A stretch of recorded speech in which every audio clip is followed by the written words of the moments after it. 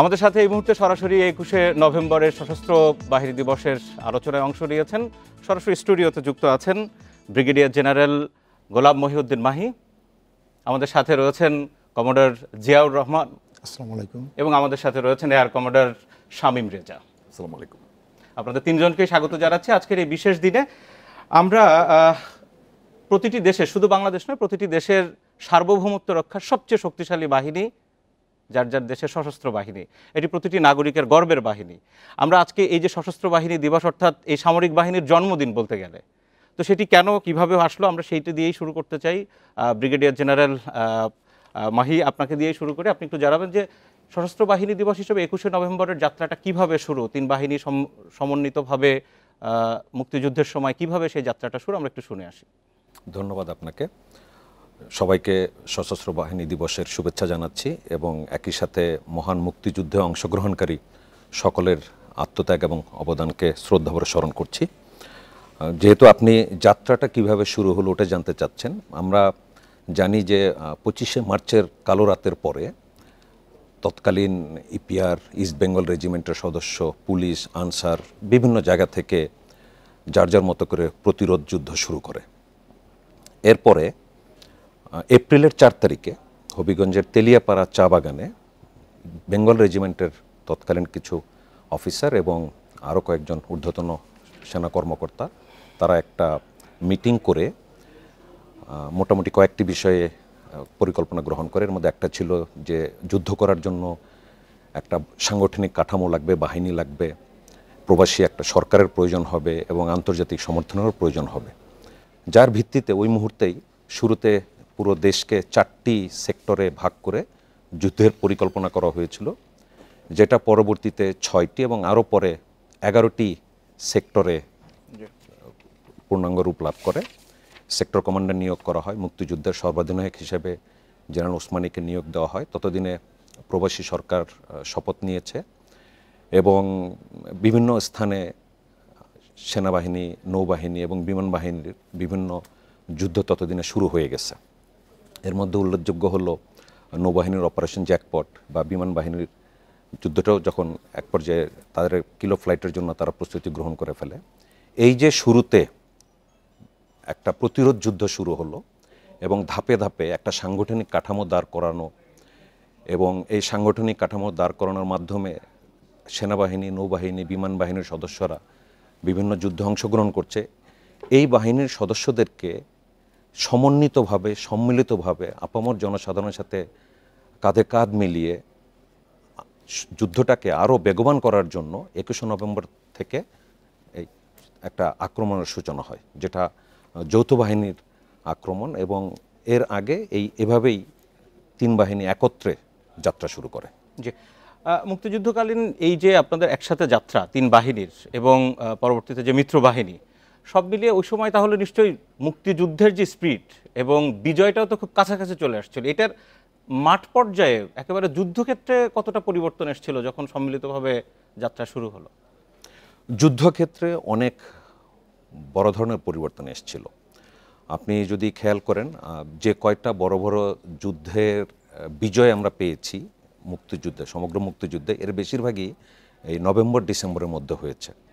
এবং আপনি তাৎপর্যটাকে যদি ওভাবে আলাদা করে দেখতে চান তাহলে একদম ছোট করে খেয়াল করে দেখবেন যে 21শে নভেম্বর মুক্তিবাহিনী এবং জনগণ একত্রে যখন তীব্রভাবে আক্রমণ শুরু করলো, তার কিছুদিনের মধ্যেই 16 ডিসেম্বরের মধ্যে আমরা স্বাধীনতা অর্জনে সক্ষম।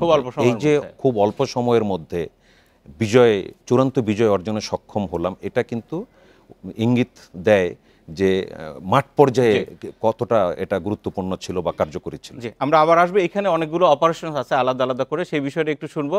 আমরা একটু কমান্ডার জিয়াউর রহমান আপনার কাছে আসতে চাই। আমরা শুনছিলাম যে যাত্রাটা কিভাবে শুরু হলো। নৌবাহিনীর বিশেষ করে আপনাদের অনেক ভূমিকা ছিল নদীমাতৃক বাংলাদেশ, 9 নম্বর সেক্টর সহ অনেক দিকে। তো সেই গল্পটা একটু শুনবো, মানে কোন বিষয়গুলোকে আপনি মুক্তিযুদ্ধ চলাকালীন সময়ে নৌবাহিনীর দিক থেকে সবার আগে তুলে ধরতে চান? জি, ধন্যবাদ। সশস্ত্র বাহিনী দিবস উপলক্ষে আমাদের আমন্ত্রণ জানানোর জন্য আপনাদেরকে ধন্যবাদ।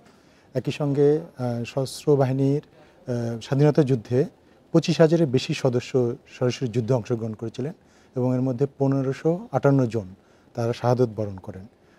তাদের আত্মার মাগফিরাত কামনা করে আমি দোয়া করে আমার বক্তব্য শুরু করছি। মূলত স্বাধীনতা যুদ্ধে নৌবাহিনী দুটো ক্ষেত্রে তাদের সাফল্য থাকে। একটা হচ্ছে অপারেশন জ্যাকপট, আর একটা হচ্ছে অপারেশন হট প্যান্ট। সংক্ষেপে অপারেশন জ্যাকপট সম্পর্কে বলতে হলে জানেন যে বাংলাদেশের যে নৌবাহিনীর গোড়াপত্তন হয় হলো যুদ্ধের ময়দানে আর কি। যখন পাকিস্তান বাহিনী আক্রমণ শুরু করে তখন বাংলাদেশের বাঙালি অনেক নৌবাহিনী অফিসার এবং নাবিক পশ্চিম পাকিস্তান থেকে পক্ষত্যাগ করে পালিয়ে আসেন। এরকম ফ্রান্সের তুলন ঘাঁটিতে সাবমেরিনার প্রশিক্ষণ 13 জন ছিলেন, এর মধ্যে 8 জন তারা পক্ষত্যাগ করে বিভিন্ন দেশ ঘুরে ভারতে এসে পৌঁছান এবং ভারতের পশ্চিমবঙ্গে ভাগীরথী নদীর তীরে পলাশীর প্রান্তরে এখানে প্রায় 515 জন নৌ কমান্ডার প্রশিক্ষণ শুরু হয়।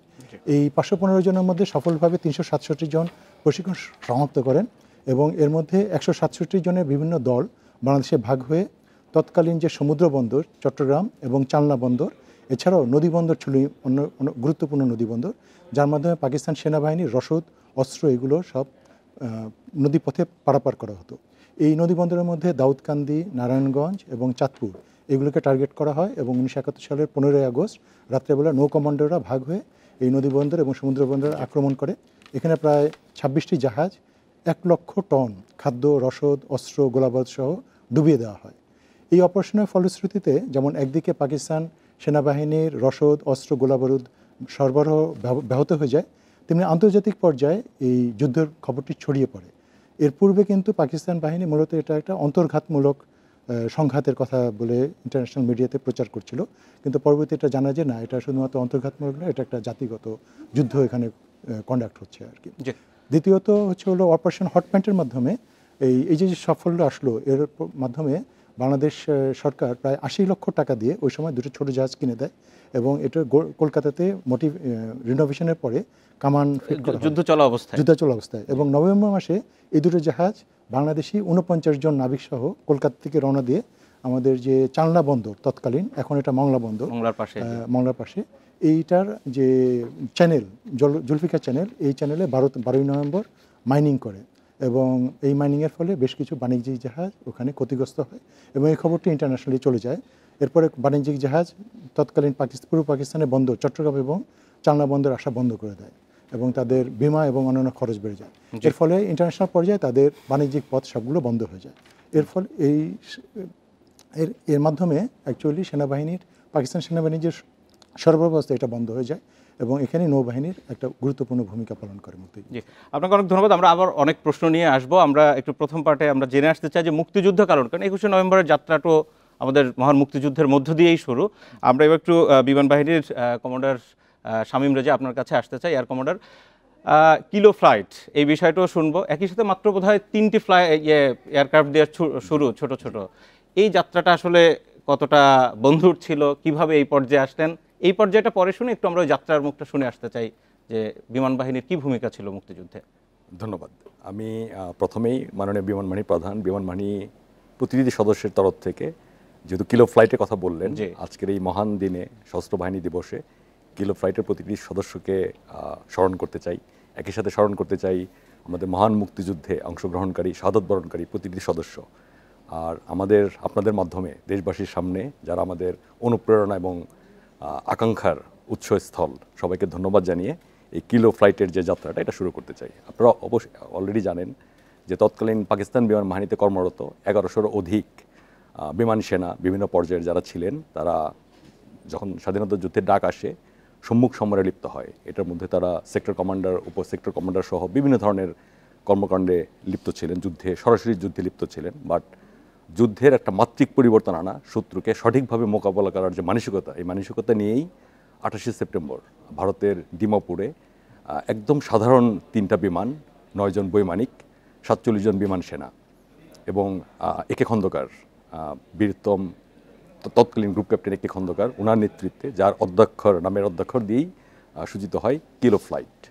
সো এই কিলো ফ্লাইটের যে যাত্রাটা এবং পরবর্তীকালীন সময়ে মাত্র 65 দিনের মধ্যে এই সম্পূর্ণ সাধারণ বিমানগুলোকে যুদ্ধের উপযোগী গড়ে তোলা এবং আকাশ থেকে ভূমিতে আক্রমণের যে সোপান রচনা করা এবং সফল আক্রমণ, যেটা ইস্টার্ন অয়েল রিফাইনারি চট্টগ্রামে এবং নারায়ণগঞ্জের গোদনাইল, যেটা মজুতকৃত তেলের ডিপোগুলোতে আক্রমণ করে শত্রুর সম্পূর্ণ মনোবলকে যেরকম ভূপাতিত করে, একইভাবে এই নতুন একটা ডাইমেনশনে আক্রমণ করার প্রেক্ষিতে আমাদের তৎকালীন স্বাধীনতাকামী যে মানুষ এবং যোদ্ধা যারা ছিলেন তাদের মনোবলকে করে আকাশচুম্বী। সো এর তাৎপর্য, সিগনিফিক্যান্স, গুরুত্ব আর যেমন অনেক বেশি, তেমনিভাবে 28শে সেপ্টেম্বর দিনটা যেহেতু বিমান বাহিনী, আমার মনে হয় আমাদের বাংলাদেশ বিমান বাহিনী খুব রেয়ার একটা বিমান বাহিনী যার জন্ম হয়েছিল তার স্বাধীনতা যুদ্ধ, মানে দেশের স্বাধীনতার সাথে সাথে এই বিমান বাহিনীটারও জন্ম হয়। জি, আমি একটু ছোট করে জানতে চাইব, ওই সময়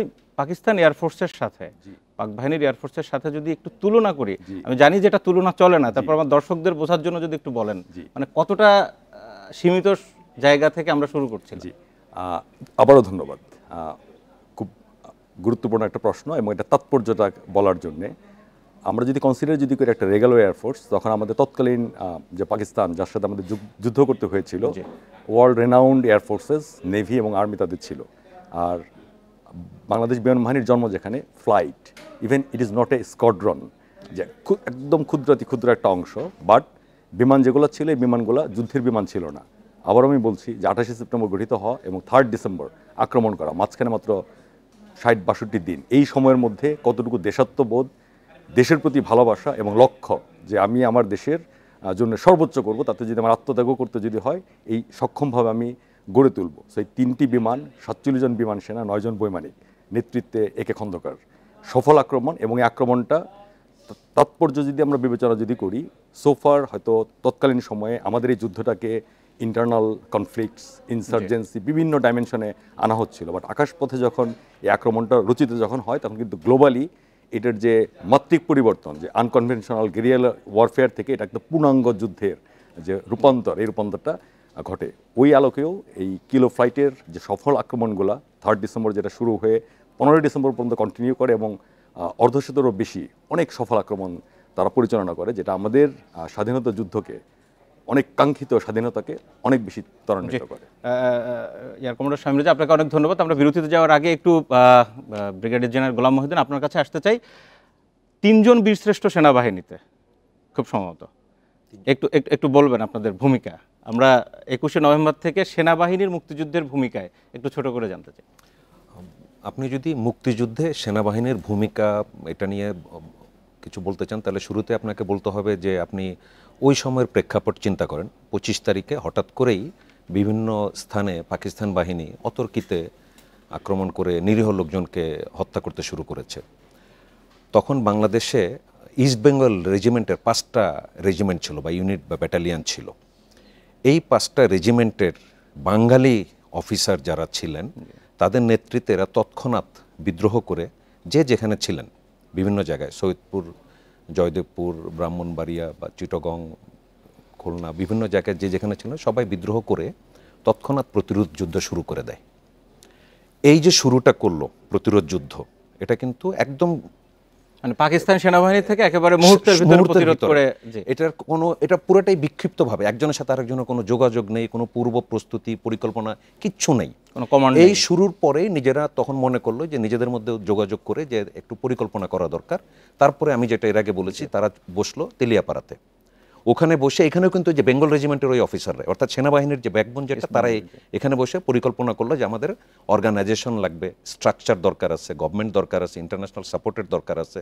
এবং এখান থেকে এরপরে আপনি 4 তারিখের পরে 10 এপ্রিল সরকার গঠন হচ্ছে, 17 এপ্রিল সরকারের শপথ হচ্ছে এবং ধীরে ধীরে সেক্টরগুলো আমি বললাম যেভাবে হলো, অর্থাৎ যুদ্ধের একদম শুরু থেকে 16 ডিসেম্বরের বিজয় পর্যন্ত বা 16 ডিসেম্বর পরেও কিন্তু অনেক জায়গাতে পাক বাহিনীর সাথে যুদ্ধ কিছু কিছু জায়গায় তখনও চলছিল। পুরোটা সময় জুড়ে সেনাবাহিনী ওতপ্রোতভাবে জড়িত ছিল।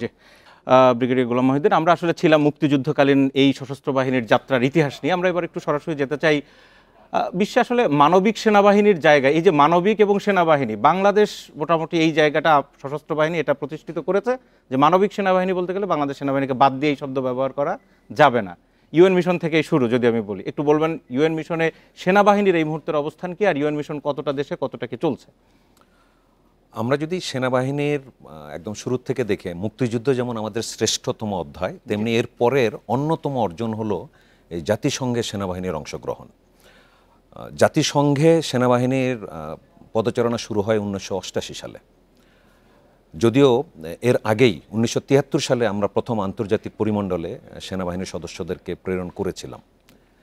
তো 88 সালের পর থেকে, এটা 2025 সাল, আমাদের ইতিমধ্যে আমরা প্রায় 56টি মিশন কমপ্লিট করেছি 40টি দেশে, এবং এই দেশগুলো ইউরোপ, দক্ষিণ আমেরিকা, এশিয়া, আফ্রিকা, বিভিন্ন মহাদেশে বিস্তৃত। এই দায়িত্ব পালন করতে গিয়ে এটা খুব সহজ ছিল না আমাদের জন্য। আমাদের 131 জন শাহাদাত বরণ করেছেন এবং 246 জন বিভিন্ন ধরনের ইনজুরিতে পড়েছেন তারা।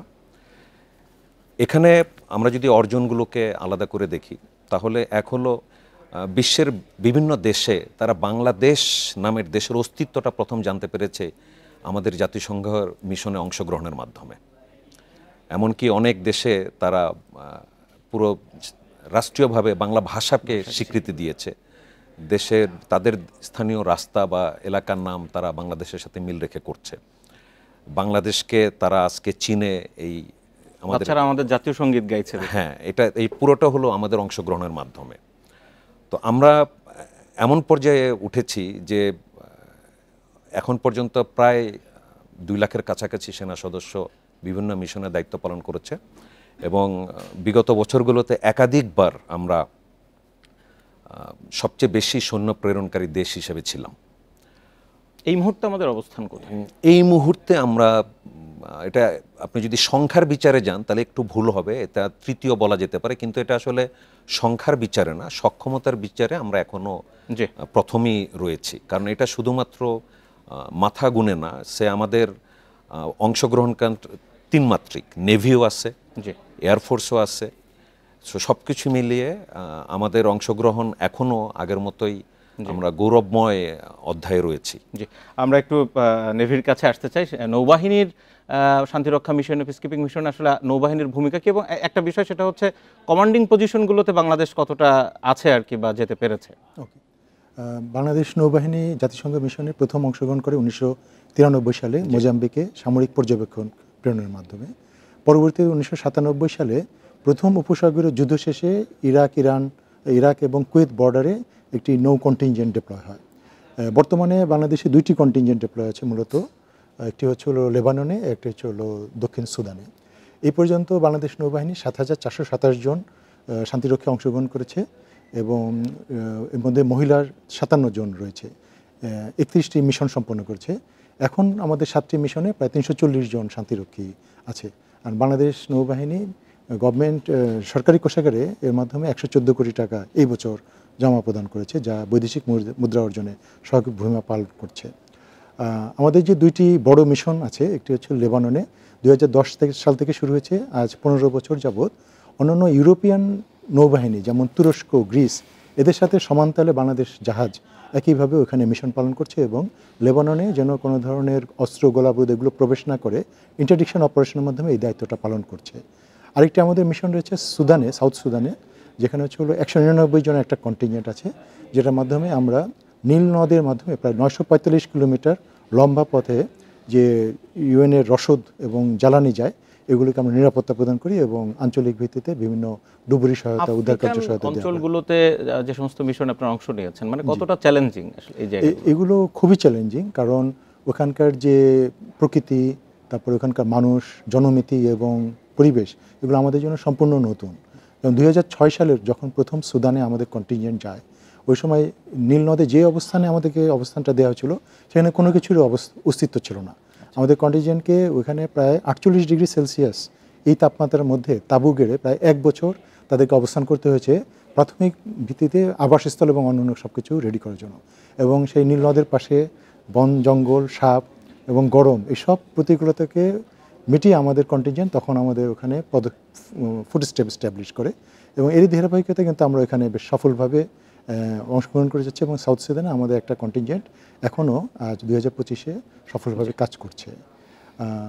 এই পর্যন্ত শান্তিরক্ষা বাহিনীর কাজে বাংলাদেশ নৌবাহিনীর 4 জন সদস্য শাহাদাত বরণ করেছেন এবং 9 জন আহত হয়েছেন। আমাদের মেরিটাইম টাস্ক ফোর্স যেটা লেবাননে আছে, সেখানে আমাদের ফোর্স হেডকোয়ার্টারে স্টাফ পর্যায়ে, অফিসার পর্যায়ে এখানে কার্যক্রম চলছে। জি, এয়ার কমান্ডার শামীম রেজা, আপনার কাছে আসতে চাই। আমরা শুনছিলাম নৌবাহিনী এবং সেনাবাহিনী শান্তিরক্ষা মিশনের যে ভূমিকা, আমরা এয়ার ফোর্সের যে অবস্থান সেটি জানতে চাই। একই সাথে যদি কোনো দুঃসাহসিক কোনো অভিযানের কথা আপনি বলতে চান। ধন্যবাদ। বিমান বাহিনীর জাতিসংঘ শান্তিরক্ষা মিশনে আমাদের যাত্রাটাও শুরু হয়েছিল খুব হাম্বল একটা স্টেপস দিয়ে। 1993 সালে বসনিয়া হার্জেগোভিনাতে 6 জন অবজারভার ক্যাটাগরিতে আমাদের যাত্রাটা শুরু, এবং তারপর থেকে ধারাবাহিকভাবে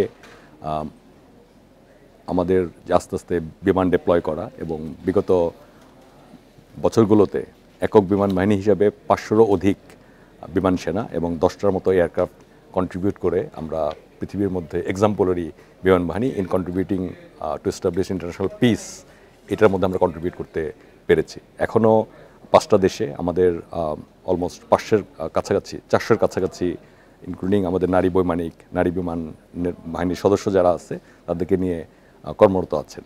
এবং এই মিশনের যে ডাইমেনশনস আপনি স্পেসিফিক জিজ্ঞেস করছেন, যেটা জানতে চাইলেন যে কিভাবে আমরা পরিচালনা করি এবং গুরুত্বপূর্ণ বিষয়টা কি, যেখানেই শান্তিরক্ষা মিশন পরিচালিত হয় এটা একটা বিবদমান পক্ষ থাকে এবং বিভিন্ন ধরনের ঝুঁকি, পরিবেশ, তারপরে বিবদমান পক্ষের বিভিন্ন ধরনের কর্মকাণ্ডের জন্য সারফেস মুভমেন্টগুলো অলমোস্ট এটা খুব বিপদসংকুল এবং ঝুঁকিপূর্ণ থাকে।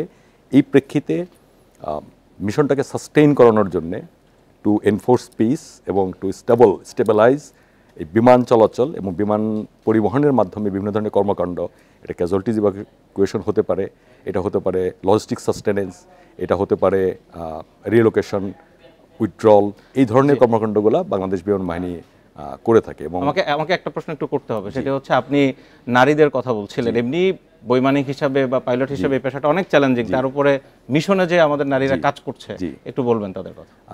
আমাদের প্রথম 2 জন নারী সদস্য ইউএন মিশনে সরাসরি পাইলট হিসাবে আমাদের এমআই সিরিজ হেলিকপ্টার যেগুলো আছে এগুলোতে নিয়ে কঙ্গোতে কন্ট্রিবিউট করে, এবং অ্যাজ অফ টুডে অলসো আমাদের 9 জন নারী সদস্য ইউএন মিশনে যুক্ত আছেন। আর আমাদের যেটা অভিজ্ঞতা সেটা হচ্ছে যে নারী পুরুষের আসলে কোনো ভেদাভেদ নাই। দেশপ্রেম, কর্তব্যবোধ, এই জিনিসটা যদি থাকে তাহলে দেশে হোক আর বিদেশে হোক বাংলাদেশের প্রতি ভালোবাসা, বাহিনীর প্রতি ভালোবাসা, নারী পুরুষ কাঁধে কাঁধ মিলিয়ে একসাথে কাজ করতে পারে দেখি। কিন্তু এটা শুধুমাত্র সাংখ্যিকভাবে না অথবা অর্থনীতি বিবেচনাতে না, আমাদের চাহিদাটা হচ্ছে আমাদের কর্তব্যবোধ এবং আমাদের যে কোনো পরিবেশে খাপ খাইয়ে নিয়ে যে বিবদমান যে মানুষ যারা আছে তাদেরকে স্টেবিলাইজ করার যে সক্ষমতা, এই সক্ষমতার কারণেই কিন্তু বাংলাদেশ বিমান বাহিনী এখন পর্যন্ত একক বিমান বাহিনী হিসেবে সর্বোচ্চ বিমান সেনা এবং বিমান দিয়ে আমাদের যে জাতিসংঘ শান্তিরক্ষা মিশন যেগুলো আছে এগুলো পরিচালনা করে। আমরা ছিলাম শান্তিরক্ষী মিশন নিয়ে কথা বলছিলাম কমান্ডার জিয়াউর রহমান। আমরা একটু এবার যেতে চাই, এই যে বাহিনীগুলোর আধুনিকায়ন হচ্ছে, আজকেও প্রধান উপদেষ্টা সশস্ত্র বাহিনী দিবসের যেই বক্তব্যে তিনি বলেছেন, নৌবাহিনীর ক্ষেত্রে কি ধরনের আধুনিকায়ন হয়েছে এবং ব্লু ইকোনমির বিষয়টা একটু জানতে চাই, কিভাবে আপনারা এটিকে রক্ষা করার কাজ করছেন। ধন্যবাদ। খুব প্রাসঙ্গিক দুটো বিষয় আপনি আজকে অবতারণা করলেন। একটি হচ্ছে হলো আমাদের আধুনিকায়ন, একটা সুনীল অর্থনীতি বা ব্লু ইকোনমি। বাংলাদেশ নৌবাহিনীর আধুনিকায়নের জন্য মাননীয় নৌবাহিনী প্রধানের যে নির্দেশনা, এটার মোতাবেক বাংলাদেশ নৌবাহিনী রূপকল্প 2040 গ্রহণ করা হয়েছে এবং এই রূপকল্পের মধ্যে 5টি লক্ষ্য নির্ধারণ করা হয়েছে। এই 5টি লক্ষ্যের মধ্যে একটি হচ্ছে হলো নৌ অঞ্চলে সক্ষমতা অর্জন করা, দক্ষ মানব সম্পদ ডেভেলপ করা, যুগোপযোগী রক্ষণাবেক্ষণ এবং সরবরাহ ব্যবস্থা গঠন করা, টেকসই কল্যাণমুখী উদ্যোগ গ্রহণ করা এবং সর্বোপরি দেশ গঠনে প্রয়োজনীয় অবদান রক্ষা করা। তো প্রথম যে লক্ষ্য, যে নৌ আভিযানিক সক্ষমতা অর্জন, এই জন্য বাংলাদেশ নৌবাহিনী আপনারা জানেন যে ইতিমধ্যে ত্রিমাত্রিক নৌবাহিনীতে পরিণত হয়েছে। 2010 সালে প্রথম আমাদের এভিয়েশন, 2012 সালে সোয়ার্টস বিশেষ বাহিনী এবং 2017 সালে সাবমেরিন সংযোজন, যে আমরা বিশ্বের 40তম দেশ হিসেবে 2017 সালে সাবমেরিন সংযোজন আমরা ত্রিমাত্রিক নৌবাহিনীতে পরিণত হয়েছি। এবং বর্তমানে আমাদের সমস্ত উপকূল একটা কোস্টাল সার্ভেলেন্স বা একটা নজরদারির মধ্যে আনার প্রয়োজনীয় কার্যক্রম চলছে, যেটা ইনশাআল্লাহ একটা বাস্তবায়ন হয়ে যাবে। এছাড়াও সমুদ্র অঞ্চলে নজরদারি চালানোর জন্য আমাদের আনমেন্ড এয়ার সিস্টেম অলরেডি আমরা এটাকে ইন্টিগ্রেট করেছি। সুতরাং আধুনিকায়নের জন্য এবং নৌ আভিযানিক সক্ষমতা অর্জনের জন্য আমাদের প্রয়োজনীয় কার্যক্রম রয়েছে। এছাড়া আপনারা জানেন যে মানব সম্পদ উন্নয়ন খুবই একটা গুরুত্বপূর্ণ বিষয় এবং এই জন্য নৌবাহিনীতে naval doctrine and training command NADDOC establish করা হয়েছে। এছাড়াও আমাদের বিভিন্ন শিক্ষা প্রতিষ্ঠান, বিশ্ববিদ্যালয় এগুলো সামরিক এবং বেসামরিক ক্ষেত্রে উল্লেখযোগ্য ভূমিকা পালন করছে। এবং বিভিন্ন আমাদের নৌবাহিনী পরিচালিত যে খুলনা শিপইয়ার্ড, নারায়ণগঞ্জ ডকইয়ার্ড, তেমনিভাবে চিটাং ড্রাইডক লিমিটেড সহ অন্যান্য সকল কিছু মিলে আমরা একটা টেকসই রক্ষণাবেক্ষণের মাধ্যমে যাচ্ছি এবং সরবরাহ ব্যবস্থা যাচ্ছি, যাতে আমরা সমুদ্রে বিভিন্ন ধরনের আভিযানিক সক্ষমতাকে সাপোর্ট করতে পারি। একইভাবে আমাদের যে শুধুমাত্র আভিযানিক সক্ষমতা করলেই হবে না, বাংলাদেশ নৌবাহিনীর সদস্যদের যে মনোবল এবং বিভিন্ন কল্যাণমুখী ব্যবস্থাপনা, যেমন তাদের রিটায়ারমেন্টের পরে বাসস্থান এবং অন্যান্য বিষয়ের ব্যাপারে আমাদের মনোযোগ রয়েছে এবং এখানে অনেকগুলো ডেভেলপমেন্ট হচ্ছে। ব্লু ইকোনমির কথা যদি জি, সর্বোপরি হলো সুনীল অর্থনীতি, এটা আমাদের দেশের জন্য খুবই গুরুত্বপূর্ণ একটি বিষয়।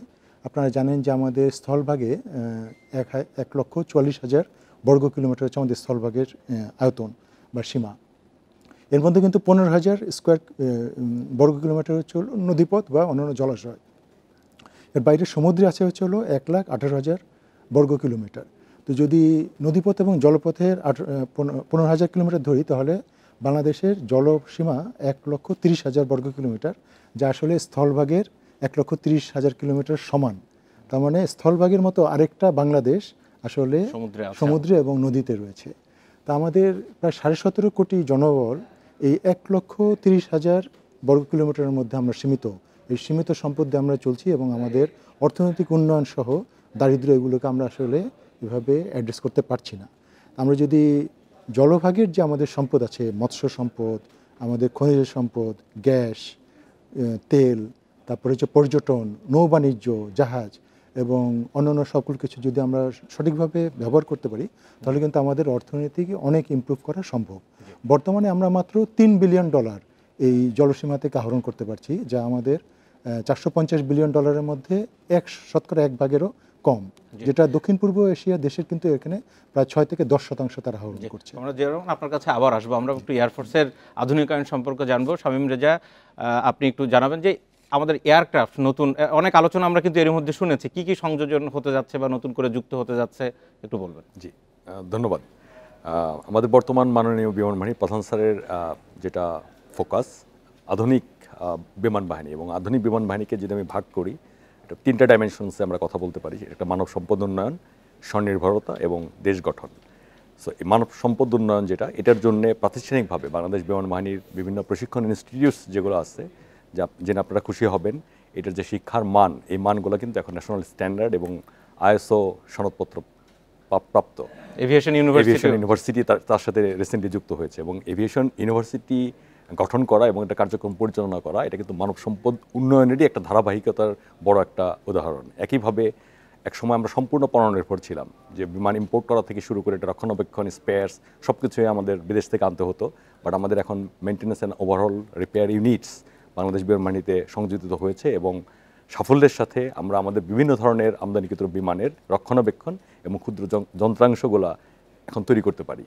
আর 3 নম্বর, দেশ গঠনে সশস্ত্র বাহিনীর ভূমিকা। এই প্রাতিষ্ঠানিক যে শিক্ষার যে দিকটা, প্লাস হচ্ছে স্বনির্ভরতার যে দিকটা, এই দিকগুলোতে কন্ট্রিবিউট করেই, যেহেতু সক্ষম, সুস্থ, সবল মানুষ একটা সার্টেন টাইমে বিমান বাহিনীতে কর্তব্যের পরেও কিন্তু তার বয়সসীমা অনেক দিন থেকে যায়, এবং তারপরেও এই প্রশিক্ষণের যে ধারাবাহিকতাটা, এটা দিয়েই কিন্তু আমাদের যে সিভিল এভিয়েশন সেক্টরস যেটা আছে, এই সিভিল এভিয়েশন সেক্টরটা অনেক কস্টলি একটা সেক্টর। এই সেক্টরের বেশিরভাগ সিংহভাগ জনবলই কিন্তু বাংলাদেশ বিমান বাহিনী থেকে অবসরপ্রাপ্ত বিভিন্ন পর্যায়ের বৈমানিক, বিমান সেনা এবং বিভিন্ন পর্যায়ের মানুষজন দিয়েই কিন্তু এটা সাস্টেন করা। এটার ইকোনমিক ভ্যালু যেমন অনেক বেশি, এটা না থাকলে অবশ্যই বিদেশ থেকে অনেক বেশি হয়তো দেশের কষ্টার্জিত অর্থ ব্যয় করে আনতে হতো, বাট বিমান বাহিনী এটাকে সাপোর্ট করতে পারছে। আর আধুনিকায়নের এটা ধারাবাহিক প্রক্রিয়া। এই প্রক্রিয়াতে যে আমাদের ফার্স্ট প্রজন্মের যে বিমান অথবা বিভিন্ন ধরনের আনুষঙ্গিক যে সিস্টেম, এটার পাশাপাশি বর্তমান বাংলাদেশ বিমান বাহিনীতে 4র্থ প্লাস প্রজন্মের ফাইটার এয়ারক্রাফট, 5ম প্রজন্মের ট্রান্সপোর্ট এয়ারক্রাফট, 2 বা 3 প্রজন্মের এবং 4th প্লাস প্রজন্মের বিভিন্ন ধরনের হেলিকপ্টার, রেডার সিস্টেম অলরেডি যুক্ত আছে। বাট আপনি যেহেতু প্রশ্নটা করলেন, আমাদের চারপাশে যদি দেখি, তাহলে এখন যে কোনো একটা ক্রাইসিস পরিস্থিতিতে বিমান বাহিনীর আধুনিকায়ন এবং সক্ষম যন্ত্রাংশ সংযোজন, এটা যুগের চাহিদা। এবং রিসেন্টলি ঘটে যাওয়া বিভিন্ন দেশে যে বিপদমান পক্ষের যে কনফ্লিক্ট যেগুলো দেখি, আপনি দেখবেন যে এটা খুব সহজেই, খুব অল্প সময়ের মধ্যে খুব ম্যাসিভ একটা আউটবাস্ট হয়, এবং তারপরে কিন্তু এটা সেটেলডি হয়ে যায় আকাশ যুদ্ধের মাধ্যমে। সো ওই বিবেচনা তো আধুনিকায়ন বিমান বাহিনীর এবং আধুনিক যন্ত্রাংশ সংযোজন, এটা আমাদের মতোই হয়তো আমাদের সবারই এখন যদি বৈশ্বিক ফোকাস যদি শক্তির থাকে, সবচেয়ে বড় মাপকাঠি হচ্ছে এয়ারফোর্স, জি, জি। এটা আমরা সবসময় দেখি। জি, আমাদের একটা বড় প্রশ্ন হচ্ছে আমাদের আর্ম ফোর্সের এই সেনাবাহিনীর কাছে, সেনাবাহিনীর সক্ষমতা এই মুহূর্তে কোন পর্যায়ে, যদি আমরা একটু আশপাশে তুলনা করি, এক, আর মাঠ প্রশাসনের সাথে এই মুহূর্তে আপনারা কিভাবে কাজ করছেন, নির্বাচন ঘনিয়ে আসছে? সক্ষমতাটা যদি আপনি তুলনা করতে বললেন তাহলে বলবো যে এটা আধুনিকায়নের যে কন্টিনিউয়াস প্রসেস এটা চলমান রয়েছে, এবং সেনাবাহিনীর ফাইটিং ক্যাপাবিলিটি আরও বাড়ানোর জন্য বিভিন্ন ধরনের পদক্ষেপ গ্রহণ করা হয়েছে। এটা আপনি সাজোয়া যান ক্রয় করা বলেন, বা ইভেন সর্বশেষ যেটা ড্রোন ব্যবহার করা বলেন, এয়ার ডিফেন্সের জন্য আপনার রাডার কন্ট্রোল গান, মিসাইল বা MLRS, বিভিন্ন ধরনের যত ধরনের যুদ্ধ উপকরণ আছে, অত্যাধুনিক প্রযুক্তি আছে, সবই কন্টিনিউয়াসলি এটা চলে আসছে আমাদের ভান্ডারে। আর গ্রাউন্ডের পরিস্থিতি নিয়ে যদি বলেন, এটা আমরা দীর্ঘদিন ধরেই, আপনারা পুরো দেশই এখানে প্রত্যক্ষ করছে যে আমরা নিয়োজিত রয়েছি আইনশৃঙ্খলা পরিস্থিতি সহ বিভিন্ন কর্মকাণ্ডে অন্তর্বর্তীকালীন সরকারকে সহায়তার জন্য। স্ট্যাটিস্টিক নিয়ে যদি বলি তাহলে এই মুহূর্তে 289টা ক্যাম্পে প্রায় 34,000 সেনা সদস্য দিন রাত নিরলসভাবে কাজ করছে, এবং প্রায় 10,000 অবৈধ অস্ত্র উদ্ধার করেছে, 3 লাখের মতো গোলা বারুদ, এছাড়াও ইয়াবা, ফেন্সিডিল, মাদক, বিভিন্ন ধরনের মাদক জব্দ করেছে। তো এটা আমাদের বিভিন্ন সময়ে যে আমরা অসামরিক প্রশাসনের সহায়তায় যেসব দায়িত্ব পালন করি তারই ধারাবাহিকতার অংশ। এবং এই নিয়োগের পাশাপাশি কিন্তু আমরা কিছুদিন আগে যে বন্যা হলো বা মাইলস্টোন ট্র্যাজেডি হলো, ওখানেও আমাদের সদস্যগণ নিয়োজিত ছিল। তো এভাবে আমরা কাজ করে চলছি, এবং আমরা আমাদের সক্ষমতা বৃদ্ধির পাশাপাশি জনকল্যাণের জন্য নিজেদেরকে সবসময় নিয়োজিত রেখেছি এবং প্রস্তুত আছি যে কোনো চ্যালেঞ্জ মোকাবেলার জন্য। জি, আপনাকে অনেক ধন্যবাদ। আমরা এবার একটু এয়ারফোর্সের এই যে মাঠ পর্যায়ে যে কাজ করছেন, দীর্ঘদিন ধরেই তো কাজ চলছে, বিশেষ করে পট পরিবর্তনের পরের থেকে আপনারা আছেন মাঠে, একটু অভিজ্ঞতা বলবেন। জি, নৌবাহিনীর ক্ষেত্রে আমাদেরও বাংলাদেশের যে দ্বীপাঞ্চল এবং উপকূলীয় অঞ্চল 10টি জেলা, উপজেলা এবং এই সংশ্লিষ্ট এলাকায় আমাদের প্রায় 4,000 নৌসেনা মোতায়েন করা হয়েছে আর কি। আপনারা জানেন যে বাংলাদেশের জলসীমাতে যে কোনো সময় 60টির মতো জাহাজ থাকে টহল, এবং কোস্টগার্ড সহ প্রায় 10টি জাহাজ থাকে। এই সমুদ্র সীমা ছাড়াও উপকূলীয় অঞ্চলে জনগণের যে নিরাপত্তা এবং অসামরিক প্রশাসনকে সহায়তার জন্য যে 4,000 লোক এরা দিনরাত্রি কাজ করছে, এবং একইভাবে আমাদের অবৈধ অস্ত্র উদ্ধার, গোলাবারুদ, মাদক এবং হলো বিভিন্ন ধরনের হুমকি প্রশমনের জন্য বেসামরিক প্রশাসনকে সহায়তা করছে। উপকূলীয় অঞ্চলের থানাগুলোকে প্রাথমিকভাবে নিরাপত্তা প্রদান করতে হয়েছে, এবং যখন অসামরিক প্রশাসন একটা পর্যায়ে কিছুটা স্থবির হয়ে গেছিল, তখন কিন্তু এই জিনিসগুলোকে সামনের দিকে অগ্রসর রাখার জন্য কোস্টগার্ডের সাথে সমন্বয় করে এবং অসামরিক প্রশাসনের সাথে সমন্বয় করে উপকূলীয় অঞ্চলে বাংলাদেশের নৌবাহিনী বেশ ভূমিকা পালন করেছে। আমাদের বন্দরগুলোকে চালু রাখার জন্য উল্লেখযোগ্যভাবে ভূমিকা পালন করছে, কারণ একটা পর্যায়ে ছিল যে বন্দরের উপরে কার্যক্রমের উপরে একটা প্রভাব ছিল। আপনারা জানেন এখনও বাংলাদেশ চট্টগ্রাম নৌবন্দরে সবচেয়ে বেশি যে চলমান terminal, new marine container terminal NCT, এটার পরিচালনার দায়িত্বভার Chittagong dry doc limited Bangladesh নৌবাহিনী পরিচালনা করছে, এবং বাংলাদেশ নৌবাহিনী পরিচালনার পর থেকে এই পর্যন্ত 40% এটার কার্যক্ষমতা বৃদ্ধি পেয়েছে। আপনাকে অনেক ধন্যবাদ। আমাদের হাতে একদম সময় শেষ, এবং নিউ মেরিন কন্টেইনার টার্মিনাল পরিচালনার পরে আমরা বেশ ভালো খবর দেখেছি পূর্বের অভিজ্ঞতার তুলনায়, সেনা নৌবাহিনীর কাছে আসার পরে। এয়ারফোর্সের কাছে আসতে চাই, এয়ার কমান্ডার শামীম রেজা, আপনি একটু বলবেন যে মাঠ প্রশাসনের সাথে আপনাদের অভিজ্ঞতা কি? এখন দীর্ঘদিন ধরে তো কাজ করছেন আপনারাও। ধন্যবাদ। বাংলাদেশ বিমান বাহিনী বাংলাদেশের যে টার্মোয়েলের মধ্য দিয়ে আমরা গিয়েছিলাম, একটা সার্টেন পর্যায়ে কিন্তু আমাদের যে গেটওয়ে টু বাংলাদেশ, আমাদের যে ইন্টারন্যাশনাল এয়ারপোর্টগুলো, এগুলো সম্পূর্ণ অরক্ষিত রেখে, হয়তো বিভিন্ন কারণে হতে পারে যে সম্পূর্ণ স্থবির একটা কন্ডিশন, স্থবিরতায় পড়ে যায়। অত্যন্ত দ্রুততার সাথে মাননীয় বিমান বাহিনী প্রধানের নির্দেশে এই এয়ারফিল্ডগুলো আমরা টেক ওভার করি, এবং এরই ধারাবাহিকতায় হযরত শাহজালালের ইন্টারন্যাশনাল এয়ারপোর্টটা মাত্র 6-7 ঘন্টার মধ্যে আবার পূর্ণাঙ্গভাবে কার্যক্রম শুরু করতে পারে। অদ্যাবধি আমাদের যে এয়ারফিল্ড যেগুলো আছে, ইন্টারন্যাশনাল এয়ারফিল্ড এবং অন্যান্য ডোমেস্টিক এয়ারফিল্ডস, এখানে বিমান বাহিনী কার্গো ভিলেজে যখন বড় দুর্ঘটনা ঘটলো, বিভিন্ন ধরনের বিভিন্ন পর্যায়ে এই কার্যক্রম দেশের ভাবমূর্তি রক্ষায় এবং দেশের যে গতিশীলতা যাতে বজায় যাতে থাকে, বিমান বাহিনীর সদস্যরা দিনরাত্রি 24 ঘন্টা নিবেদিত প্রাণ হিসেবে কাজ করে যাচ্ছেন। যেহেতু এটা ক্লোজ ডোরে হয়, হয়তো আপনাদের কাছে এটা দৃষ্টিগোচরিত হয় না, বাট প্রতিদিন বহু সংখ্যক, বিপুল সংখ্যক রাউন্ড দ্য ক্লক বিমান বাহিনী সদস্য আমাদের বিভিন্ন ইন্টারন্যাশনাল এয়ারপোর্টে এবং অন্যান্য জায়গাতে, যাতে এই চলমান কার্যক্রমগুলো দেশের অর্থনীতির যে চালিকা শক্তির একটা বড় অংশ আমাদের বিমানবন্দরগুলো, এগুলো যাতে চালু থাকে, বিমান বাহিনীর বিভিন্ন পর্যায়ের সদস্য এবং কর্মকর্তারা কার্যক্রম পরিচালনা করে আসছেন। আর দেশ গঠন এবং দেশের ভাবমূর্তি, এটা বাংলাদেশ বিমান বাহিনীর প্রতিটা সদস্যের একটা ফোকাস। যদিও আমি যদি একটু উল্লেখ করতে চাই যে এত কার্যক্রমের পাশাপাশিও কিন্তু বিগত সময় ঘটে যাওয়া আমাদের বন্ধুপ্রতি মিয়ানমার এবং আফগানিস্তানে যে ভূমিকম্প যেটা হয়েছিল, মানে আমাদের ফুটবল টিম যেটা আটকা পড়েছিল নেপালে, এই উদ্ধার কার্যক্রম এবং ত্রাণ কার্যক্রমে কিন্তু এই সময়ের মধ্যেই উইদিন স্বল্প সময়ের নোটিসে বিমান বাহিনী কিন্তু ত্রাণ কার্যক্রম এবং উদ্ধার কার্যক্রম পরিচালনা করেছে। আপনারা তিনজনকে ধন্যবাদ, এতক্ষণ গুরুত্বপূর্ণ আলোচনা করলেন সশস্ত্র বাহিনী দিবসে সশস্ত্র বাহিনী নিয়ে। আর এতক্ষণ আপনারা যারা আমাদের সাথে ছিলেন আপনাদেরকে ধন্যবাদ। আজকের বিশেষ আলোচনা এই পর্যন্তই।